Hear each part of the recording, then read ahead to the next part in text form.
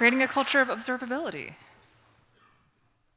So we talked about quite a number of things. I have a very thick bundle of notes. We talked about what observability culture looks like and what values drive it, and then challenges and takeaways. We talked about how there are really similar characteristics to like DevOps, DevSecOps, Lean, etc. Except we didn't really want to label it with that because if you say, well, it's just DevOps, then you're like, well, DevOps is. Well, no one knows what DevOps is, and isn't DevOps just a bunch of tools? And I guess that's exactly what people think of observability too. So it kind of fits.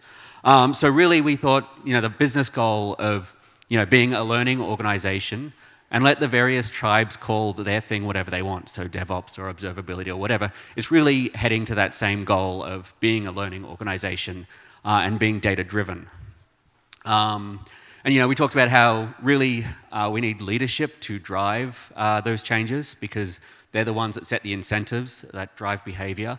But often it takes a small team to prove something out to leadership, to prove out the value to leadership, before leadership will really take heed of it and start driving that change in culture. And if you're not in one of those cultures, you really need to solve that first, or as Nathan Harvey would say, quit your job.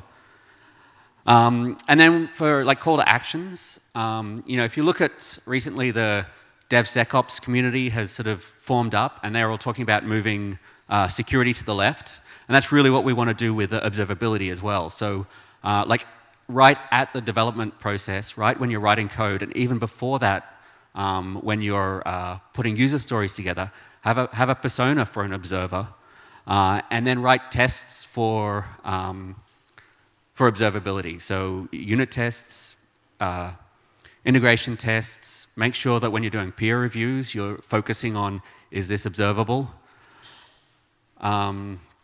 Get some quick wins and create champions or advocates through your organization, both at the leadership level to start driving the overall business change, but also amongst your peers, because you want people in groups that are like yours to be as excited as you are about it, to kind of spread the good word.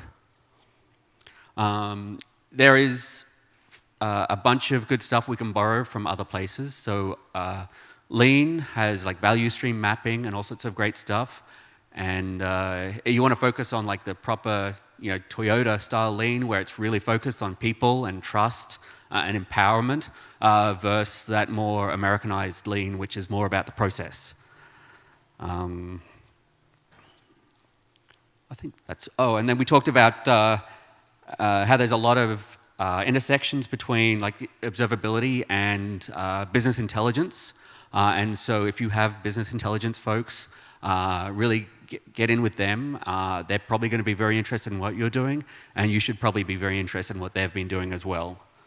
And then take groupthink is another thing you need to think about. It's both a risk. A lot of people will be against you, but you can also turn it into a positive thing if you can start getting that groupthink into driving the same things that you're interested in. And I think that will do.